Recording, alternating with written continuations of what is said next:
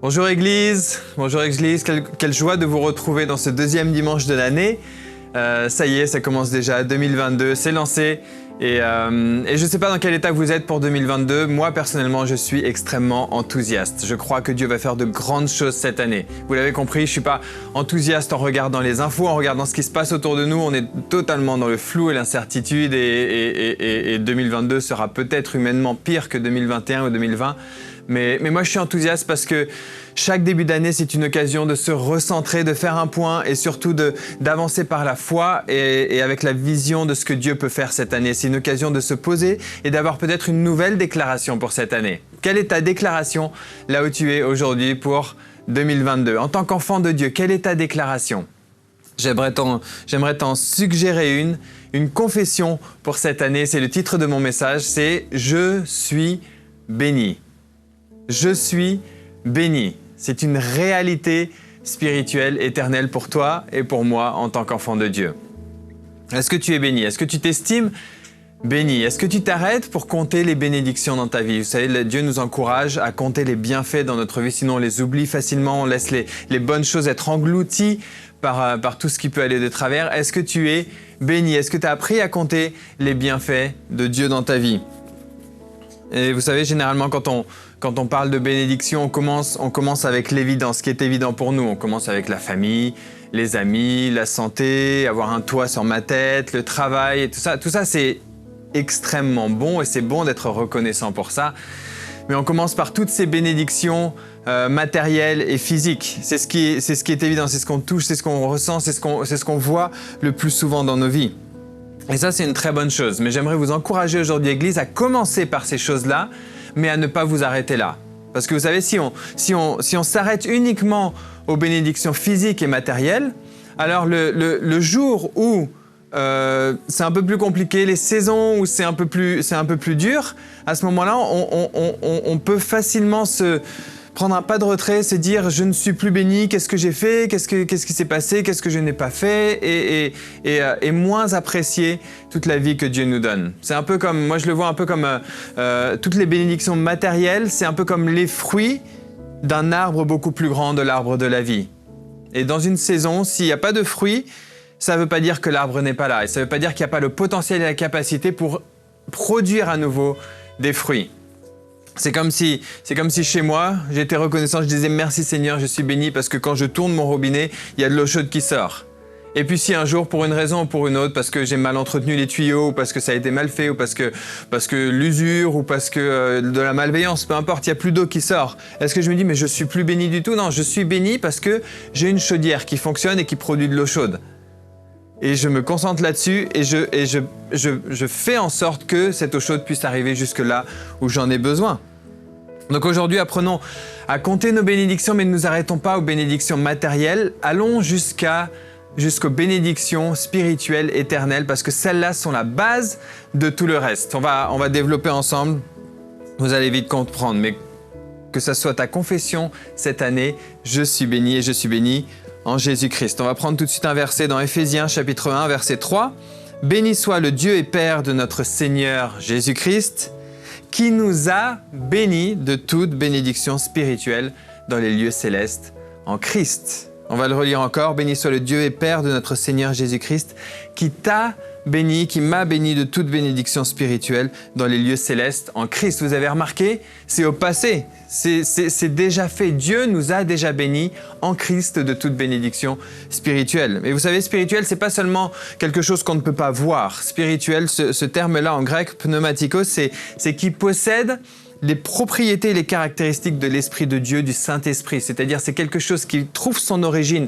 dans le monde spirituel, mais ensuite, avec les propriétés et les caractéristiques du Saint-Esprit qui peut s'exprimer et qui s'exprime dans nos vies à nous. Et tout ça, ça se met en œuvre comment? Par la foi. C'est par la foi qu'on avance en tant qu'enfant de Dieu. Mais j'aimerais te dire aujourd'hui, basé sur ce verset et tellement d'autres dans la Bible, tu es béni. Je suis béni en Jésus-Christ. Vous savez, ce terme « en Christ », il est utilisé par Paul à peu près une centaine de fois dans la Bible. En Christ, une variation de en Christ. Mais c'est tellement une vérité extraordinaire pour nous parce que ça parle de notre position en tant qu'enfant de Dieu en Christ. Comme la surprise est dans le Kinder, comme Paris est en France. C'est en Christ. Je suis en Christ, tu es en Christ. À partir du moment où tu as accepté Jésus-Christ comme ton Seigneur et ton Sauveur, tu es en Christ, tu es caché en Christ, tu fais partie de Christ. Et ça, c'est une nouvelle extraordinaire et on peut se concentrer là-dessus pour commencer cette année. C'est un fait établi, c'est défini. Nous sommes cachés même. La Bible utilise le terme caché en Christ. Et vous savez, ce qu'il y a d'extraordinaire, c'est que quand je suis en Christ, à ce moment-là, tout ce qui est vrai pour Christ est vrai pour moi, puisque je suis en Christ. En Christ, je suis béni de toute bénédiction spirituelle. J'ai accès à la totalité de la provision du royaume de Dieu. En Christ, je suis béni. Est-ce que tu réalises cette réalité aujourd'hui? Peu importe ce que tu peux voir dans ton monde, dans ta situation actuelle, peut-être que la manifestation ne s'accorde pas avec ça, mais j'aimerais t'encourager à commencer l'année en confessant la réalité que tu es béni en Christ de toute bénédiction spirituelle. Est-ce que tu arrives à voir ça dans tous les domaines et à le déclarer pour tous les domaines de ta vie, dans ton travail, dans ton mariage, dans ta santé, dans tes finances, dans ta capacité à être une bénédiction pour les autres, à accomplir la mission de Dieu pour ta vie? Je suis béni en Jésus-Christ. Et donc, Paul, il nous lance cette énorme bombe au début de sa lettre, de son épître à Éphésiens. Et ensuite, il commence à lister quelques-unes des bénédictions spirituelles que nous avons en Jésus-Christ. C'est quelques-unes parce que je pense qu'on n'aura jamais assez de toute l'éternité pour découvrir la beauté, l'immensité des bénédictions que nous avons en Dieu. Mais j'aimerais en lister quelques-unes avec vous aujourd'hui. Peut-être vous pouvez prendre des notes et les garder, les afficher chez vous et vous rappeler quand ça tangue un petit peu cette année, quand la tempête est forte, etc., vous rappelez ces bénédictions-là, elles ne vont jamais bouger, elles sont toujours vraies et réelles. Et si on reste ferme sur ces bénédictions, à ce moment-là, elles sont la base, la source, la fondation pour d'autres choses dans notre vie. Donc j'aimerais en aborder quelques-unes avec vous aujourd'hui. Déjà la première bénédiction, en Christ, nous sommes choisis pour être saints et sans défaut. Éphésiens 1, toujours, on est dans le même chapitre, verset 4. En lui, Dieu nous a choisis avant la création du monde pour que nous soyons saints et sans défaut devant lui. En Christ, tu es choisi par Dieu pour être saint et sans défaut devant lui. Dieu nous a choisis en Christ. Dieu t'a choisi toi personnellement. Est-ce que vous vous souvenez, la plupart d'entre nous, quand on était dans la cour d'école, parfois, on a besoin de faire 2 équipes. Et à ce moment-là, on fait quoi? On choisit 2 capitaines, les 2 les plus charismatiques. Et maintenant, on dit, voilà, devant toute la foule d'enfants qui est devant, choisissez vos équipes. Et à ce moment-là, qu'est-ce qui se passe? Les capitaines, ils choisissent en premier les champions. Qui était champion à l'époque? Qui était toujours choisi en premier? J'ai l'impression que les champions sont ceux qui n'ont pas été très loin à l'école derrière, mais non, c'est pas vrai. Je vais pas aller jusque là. Mais qui était champion? C'est le cas, on est fier, on est choisi et hop, ça y est, on est un peu la star de l'équipe. Et puis après, la grande majorité d'entre nous, on était choisis dans le ventre mou. Certains plus mous que d'autres. C'était 2e, 3e, 4e ou plus vers la fin. Et puis il y avait ceux qui étaient choisis vraiment en dernier. Ceux-là, ils étaient choisis, mais le fait qu'ils soient choisis en dernier montrait que vraiment personne ne les voulait. C'est juste par défaut. Il faut compléter l'équipe, on te prend, mais si on avait pu, on ne t'aurait pas pris. Qu'est-ce que ça fait d'être choisi en premier? Qu'est-ce que ça fait d'être choisi en dernier? Qu'est-ce que ça fait d'être choisi juste sans aucune conviction?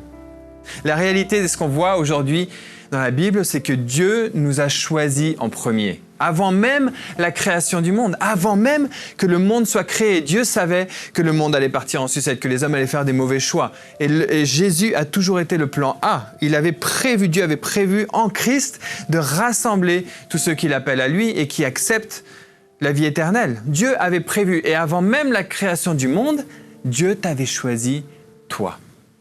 Il t'a dit, je te veux toi et te veux dans mon équipe. Est-ce que c'est pas une bonne nouvelle? C'est pas une nouvelle extraordinaire? Dieu te veut et Dieu te veut dans son équipe. Et au-delà de ça, quand tu choisis quelque chose, comment est-ce que tu le choisis? Tu choisis ce que tu aimes, tu choisis ce que tu veux, ce que tu désires. Quand tu t'es retrouvé devant le buffet des fêtes de fin d'année, est-ce que tu commences par les baby carottes ou est-ce que tu commences par le foie gras? Quand tu arrives à la fin du repas, qu'il y a les bûches qui arrivent, est-ce que tu vas vers les bûches ou est-ce que tu vas vers les clémentines? On choisit ce qu'on aime, on choisit ce qu'on veut, ce qu'on désire. Et ce passage nous dit de manière tellement belle que Dieu t'aime et te désire toi, tellement qu'il t'a choisi avant même la création du monde. À partir du moment où tu crois en Jésus, tu le laisses t'inclure dans son royaume, c'est fait. Dieu t'a choisi et il t'a établi. Et cette vérité commence à porter des fruits dans ta vie. Et d'ailleurs, quel est le projet de Dieu pour ta vie? On le voit dans ce verset, c'est d'être saint et sans défaut. Être saint et sans défaut. Est-ce qu'il y en a ici sur le chat, vous pouvez mettre, qui en ont marre d'être charnels et imparfaits? Ok, il y en a beaucoup d'entre vous, je vous connais. Je pense que vous pourriez le mettre aussi. On est tous pareils, on en a marre d'être pas aussi fort qu'on aimerait. On se connaît nous-mêmes. Si c'est pas en acte, au moins en pensée. On connaît nos pensées. On sait combien de fois on s'est dit plus jamais je me mettrai en colère, plus jamais je me planterai, plus jamais je parlerai mal, etc. Et puis on le fait et on le refait. Et puis je vais arrêter de me laisser voler ma joie. Et je vais arrêter de perdre mon temps sur les réseaux sociaux. Je vais passer du temps dans... Peu importe. On se connaît. On est tellement charnel et imparfait. Mais ça, on voit ici que le plan de Dieu, c'est pas juste de nous dire c'est bon, tu es en Christ, c'est de nous dire maintenant, je vais t'aider à être la meilleure version de toi-même. Je vais t'aider à devenir la meilleure version de toi-même. C'est un peu comme cet entraîneur qui nous dit toi, je te choisis pour mon équipe et si tu viens dans mon équipe, je vais t'aider à être le meilleur joueur possible. Tu vas devenir le meilleur joueur que toi, tu peux être. Ça, c'est notre Dieu. C'est ce que Dieu veut faire avec chacun d'entre nous. Et donc ça, c'est une première bénédiction spirituelle éternelle que rien ne changera absolument dans ce monde. En Christ, Dieu t'a choisi pour être saint et sans défaut. Première bénédiction. En Christ, je suis choisi pour être saint et sans défaut. Deuxième bénédiction, on avance un petit peu, verset 5. Dans son amour, il nous a prédestinés à être ses enfants adoptifs par Jésus-Christ, c'est ce qu'il a voulu dans sa bienveillance. Deuxième bénédiction éternelle que rien dans ce monde ne pourra changer. En Christ, nous sommes prédestinés à être ses enfants adoptifs. Prédestinés à être ses enfants adoptifs. Prédestiné, c'est décidé à l'avance, c'est prédéterminé. Qu'est-ce que Dieu a décidé à l'avance? Il n'a pas décidé qui allait être sauvé, qui n'allait pas être sauvé. Ça, c'est pas cohérent avec le fait que Jésus soit venu pour sauver la totalité de l'humanité. Par contre, il le savait à l'avance. Il sait à l'avance ceux qui vont l'accepter ou pas.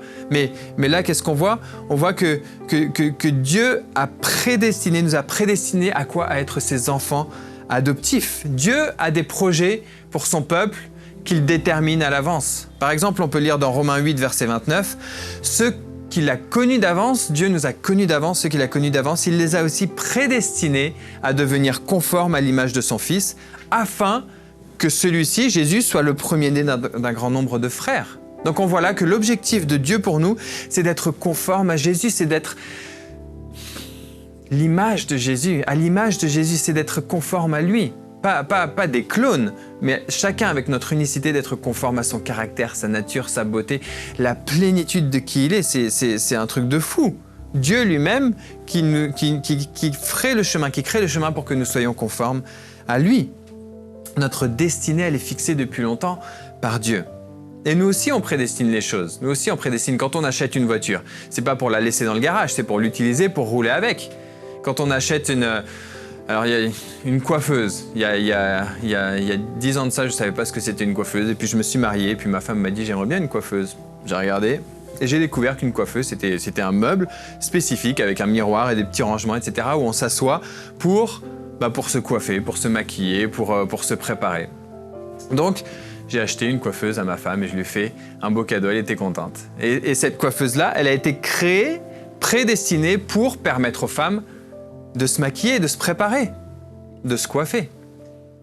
Mais vous savez quoi, cette coiffeuse, ça fait plus de 10 ans qu'on l'a. Ma femme ne s'est jamais assise dedans pour se coiffer. Par contre, elle nous sert bien pour poser tout ce qui est dans notre chambre, on ne sait pas quoi en faire, on le pose dessus, on l'entasse dessus, etc. Et de la même manière, on peut être prédestiné pour quelque chose de grand et de beau, et pourtant se contenter de notre destination.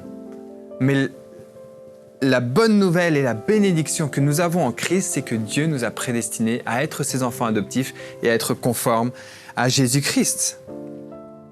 Dieu avait une prédestination pour toi en Christ. Être adopté dans sa famille et devenir plus comme Jésus. C'est une belle nouvelle aujourd'hui. Et vous savez quoi, on a tous vécu des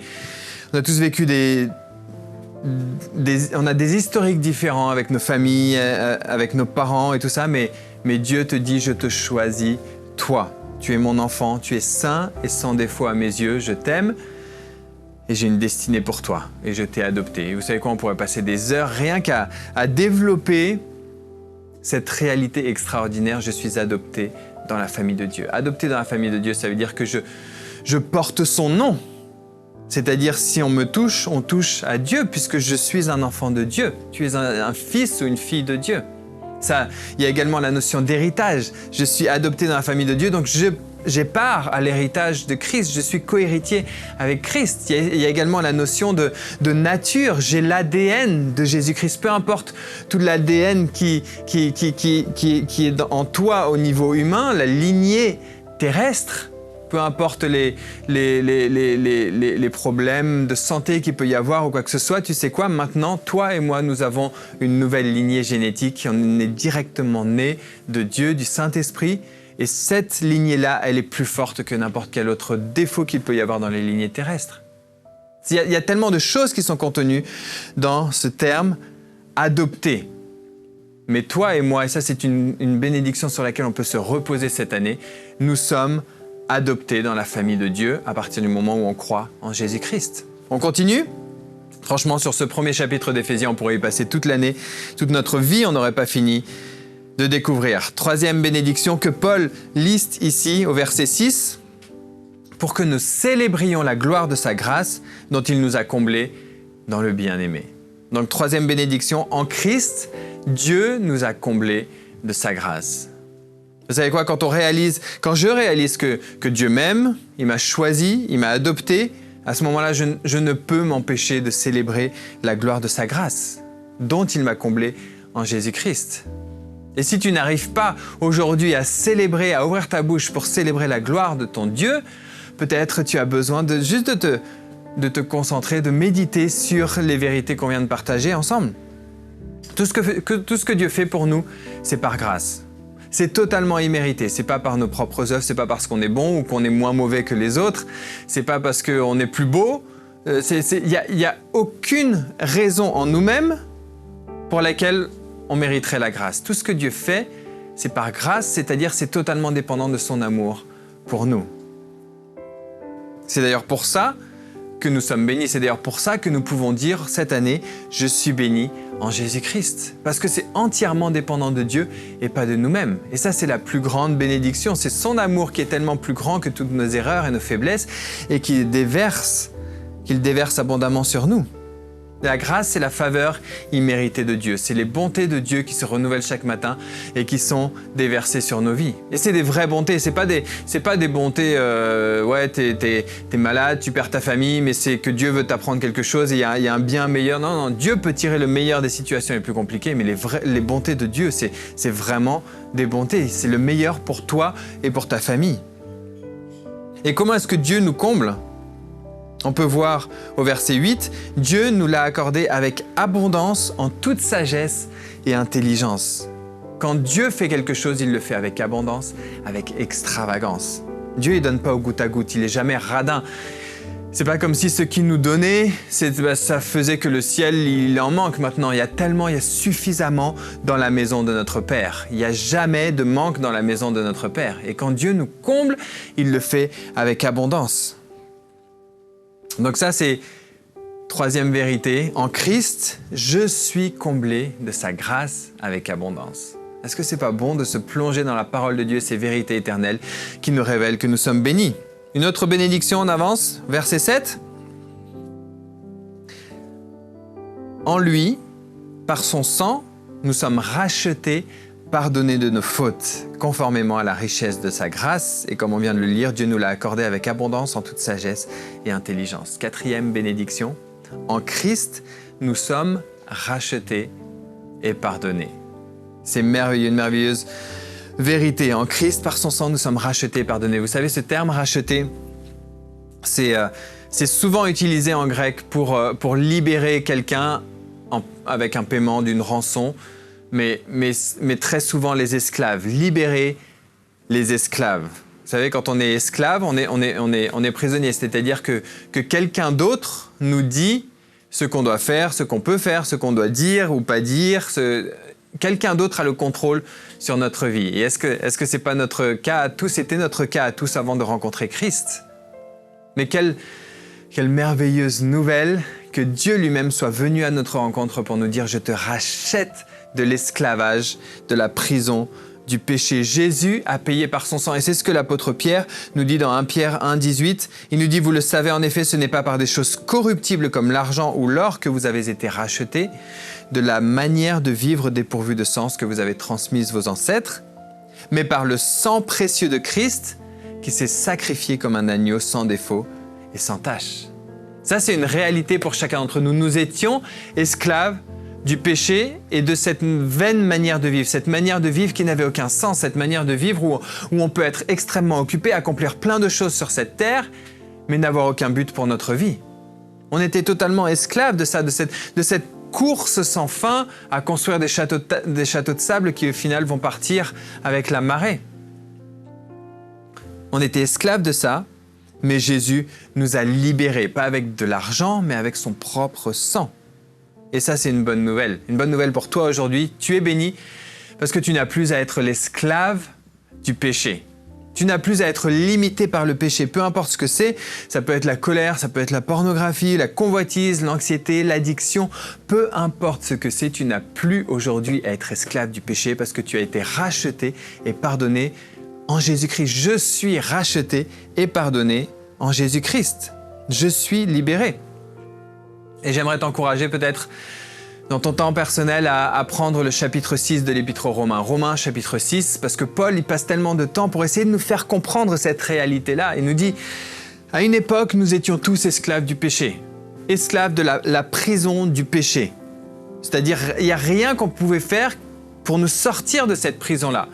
Par nos propres actions ou même par notre héritage. En étant enfants d'Adam et Ève, on était esclaves du péché. Mais Christ est venu et il nous a libérés de cette prison du péché, pas pour nous laisser errer dans le cosmos, mais pour nous amener dans sa justice. On peut voir notamment Romains 6, verset 18, « Et une fois libérés du péché, vous êtes devenus esclaves de la justice. » Esclave, c'est un terme fort, mais ne vous y trompez pas, c'est pas esclave, je ne peux plus rien faire, c'est esclave, je suis libéré de devenir enfin tout ce que je peux être, mais esclave de la justice de Dieu dans le sens où rien ne pourra jamais changer ça. C'est-à-dire, aujourd'hui, en tant qu'enfant de Dieu, une nouvelle création en Dieu, je suis né de nouveau, je suis esclave de la justice. J'ai toujours cette capacité en moi d'accomplir des actes qui sont mauvais pour moi-même ou pour les autres, donc de pécher. J'ai toujours cette capacité de pécher. Mais Paul nous dit dans Romains 6 que je ne peux plus jamais retourner dans la prison d'esclavage du péché. De la même manière que quand j'étais esclave du péché, de cette prison du péché, toutes mes bonnes œuvres ne pouvaient pas m'en faire sortir. De la même manière, aujourd'hui que je suis déclaré juste par Dieu, aucune de mes mauvaises actions ne peut me faire sortir de cet état, cette position éternelle où Dieu me déclare juste au travers de son Fils Jésus-Christ. Au travers de Jésus-Christ, parce qu'il a déjà payé le châtiment pour tout ce que je méritais. D'ailleurs, on va lire un autre verset, Romains 6, 22. « Mais maintenant que vous avez été libérés du péché et que vous êtes devenus esclaves de Dieu, vous avez pour fruit la progression dans la sainteté et pour fin, pour finalité, la vie éternelle. » Quelle merveilleuse nouvelle! En Christ, nous sommes rachetés et pardonnés. En Christ, je suis racheté et pardonné. Je suis béni. Une autre bénédiction, on avance, il y en a tellement. Verset 9. Il nous a fait connaître le mystère de sa volonté conformément au projet bienveillant qu'il avait formé en Christ pour le mettre à exécution lorsque le moment serait venu, à savoir de tout réunir sous l'autorité du Messie, aussi bien ce qui est dans le ciel que ce qui est sur la terre. Donc, 5e bénédiction, en Christ, nous connaissons le mystère de sa volonté. En Christ, nous pouvons connaître le mystère de sa volonté qu'on vient de lire. Dieu nous a fait connaître le mystère de sa volonté. On On me pose souvent la question, mais comment est-ce que je peux connaître la volonté de Dieu pour ma vie? On se la pose et c'est une question légitime. La réponse courte, résumée, c'est en Christ. En Christ, vous savez, souvent on peut poser la question, comment est-ce que je peux connaître la volonté de Dieu pour ma vie? Mais en fait, la finalité de ma question et de ma démarche, c'est moi-même. Mais en fait, le moyen de trouver la volonté de Dieu pour ma vie, c'est en Christ, c'est en me consacrant à Christ, c'est en marchant dans les pas de Christ, c'est en étant disciple de Christ. Si je crois en Jésus-Christ et que je marche dans ses pas, à ce moment-là, Dieu va me révéler sa volonté. C'est automatique, c'est inévitable, j'apprends à suivre Christ et je découvre au fur et à mesure quelle est la volonté belle et parfaite de Dieu pour ma vie. Et donc Paul ici, il parle du mystère de sa volonté. Ce n'est pas un mystère dans le sens encore caché aujourd'hui, c'est un mystère dans le sens c'était caché à tel point que personne ne l'a vu. Ni les prophètes même qui l'ont prophétisé, ni les personnes du temps de Jésus, ni même le diable et les démons du temps de Jésus. Ils pensaient étouffer et tuer le Fils de Dieu et à ce moment-là, c'était la plus grande victoire de Jésus-Christ sur la mort. Mais ce mystère-là, c'est un mystère qui était caché et qui maintenant est révélé pour chacun d'entre nous. Les non-juifs sont inclus en Christ. Tout le monde, il n'y a plus ni juif, ni non-juif, ni esclave, ni libre, ni homme, ni femme. Nous sommes tous inclus dans le plan de salut et de rédemption. Et on sait, justement, ce mystère qui nous est révélé, on sait que maintenant l'histoire nous emmène quelque part, nous emmène dans la plus éclatante révélation de la royauté de Christ. À un moment donné, Jésus-Christ va revenir et tout œil le verra, tout genou fléchira, tout le monde saura qu'il est réellement le roi des rois et qu'il a autorité dans le ciel et sur la terre. Actuellement, on est dans une période de patience et de grâce pour qu'un maximum de personnes reviennent à la maison. Mais tout œil le verra. On sait qu'on se dirige vers ça. Et à partir du moment où on sait que c'est la finalité de nos vies et c'est la finalité de l'humanité et de la terre, à ce moment-là, on peut aujourd'hui utiliser nos vies et ce qu'on a entre les mains pour œuvrer vers cette finalité, pour aller déjà et se positionner dans cette finalité-là. On sait qu'à un moment donné, tous les torts seront redressés, toutes les blessures seront guéries, tous les ennemis seront réconciliés, toutes les choses et tous les peuples seront rassemblés comme une grande famille en Christ. Et voilà maintenant comment on peut agir, on peut œuvrer comme des agents de paix, on peut être inclusif, on a le message de réconciliation par lequel on adresse cette supplication de Dieu aux hommes, soyez réconciliés avec Christ. Et à ce moment-là, on peut se demander qu'est-ce que je peux aimer, qu'est-ce que je suis appelé à aimer et comment est-ce que je peux les aimer plus et mieux et inévitablement, je vais trouver la volonté de Dieu spécifique pour ma vie. Donc en Christ, 5e bénédiction, nous connaissons le plan de Dieu qui est d'unir toute chose et tout être en Jésus-Christ. Une dernière pour la route, verset 13, dernière bénédiction. En lui, vous aussi, après avoir entendu la parole de la vérité, l'évangile qui vous sauve, en lui vous avez cru et vous avez été marqués de l'empreinte du Saint-Esprit qui avait été promis. Il est le gage de notre héritage en attendant la libération de ceux que Dieu s'est acquis pour célébrer sa gloire. En Christ, je suis béni parce que j'ai été marqué de l'empreinte du Saint-Esprit. Et ça, pareil, c'est une vérité tellement extraordinaire que Dieu lui-même, le Saint-Esprit, c'est pas un petit Dieu, c'est pas une petite partie de Dieu, c'est la plénitude de Dieu. Le Saint-Esprit, Dieu lui-même, est venu dans ma vie. Le Saint-Esprit réside en moi. Je suis le temple du Saint-Esprit. Le Saint-Esprit m'a marqué de son sceau, de son empreinte, pas pour me contrôler, mais pour me protéger. À partir du moment où je suis marqué de l'empreinte du Saint-Esprit, plus rien ni personne ne peut me toucher et avoir du succès. Je suis marqué de l'empreinte du Saint-Esprit. C'est le gage, le Saint-Esprit même, Dieu lui-même est le gage de mon héritage en Christ Jésus. Est-ce qu'on peut commencer cette année avec cette déclaration forte et puissante « Je suis béni ». Peu importe ce qui se passe autour de moi, je suis béni. Peu importe si le monde va de pire en pire, je suis béni et je suis directement relié à un royaume qui ne connaît pas la famine, les problèmes économiques, qui ne connaît pas la division. Je suis relié à un royaume qui est beaucoup plus grand. Parce que je suis béni. Quand je suis faible, je peux déclarer « Je suis fort ». Quand je suis pauvre, je peux déclarer « Je suis riche », j'ai accès à toutes les bénédictions spirituelles et mon Dieu pourvoira à tous mes besoins selon sa richesse avec gloire en Christ Jésus. Quand je suis fatigué, je peux déclarer que j'ai la puissance de l'Esprit de vie qui a ressuscité Christ, qui vit en moi. Et Dieu renouvelle mes forces en marchant parce que je me confie en l'Éternel et je garde mes yeux fixés sur lui. Quand je suis intimidé, je peux déclarer que je suis béni et je n'ai pas reçu un esprit de timidité, mais un esprit de force, de sagesse et d'amour. Parce que je suis béni, je peux croire que la manifestation de la bénédiction va se révéler dans ma vie avant même de le voir. Parce que je suis béni, je peux marcher par la foi parce que je sais que Dieu est avec moi, il m'a choisi, il m'a adopté, il m'a inclus dans sa famille. Je peux avoir cette attente confiante et ferme que je ne suis pas seul, que Dieu pourvoit tous mes besoins selon sa richesse, que Dieu m'équipe pour accomplir la mission qu'il m'a confiée. Mes amis, cette année, parce que nous sommes enfants de Dieu, parce que nous avons accès à ces vérités éternelles, parce que Dieu nous a déjà bénis de toute bénédiction spirituelle en Christ, on peut ne pas être des survivants, mais on peut être des conquérants cette année. On peut aller de l'avant, on peut sortir de la tête de l'eau et on peut même en Christ marcher sur l'eau, marcher au-dessus des tempêtes. On peut, comme Abraham l'a fait, prospérer dans des temps de famine, comme son fils Isaac, semer avec foi, investir dans notre avenir et récolter au centuple dans des temps de famine. On peut ne pas subir, mais choisir la direction de nos vies cette année. Choisissons ensemble que nous sommes bénis et nous sommes bénis pour être une bénédiction. Nous pouvons être une bénédiction pour le monde qui nous entoure et continuer à aller de l'avant. J'aime voir l'impact que nous avons eu au niveau de notamment Opération Noël. C'est assez concret. On a pu bénir beaucoup de familles, restaurer, reconstruire par des choses très concrètes. Mais en tout cas, ce n'est pas une saison pour être passif. Ce n'est pas une saison pour rester en retrait. Ce n'est pas une saison pour subir ce que le monde subit. C'est une saison pour aller chercher par la foi ce qui est à nous déjà en Jésus-Christ et pour l'amener, pas seulement dans nos vies, mais au travers de nos vies, vers les personnes qui sont autour de nous. C'est une saison pour aller déclarer la guérison pour ceux qui sont malades, déclarer la prospérité pour ceux qui sont abattus, relever et libérer les captifs. Amen. Et juste pour terminer, j'aimerais prier pour certaines personnes.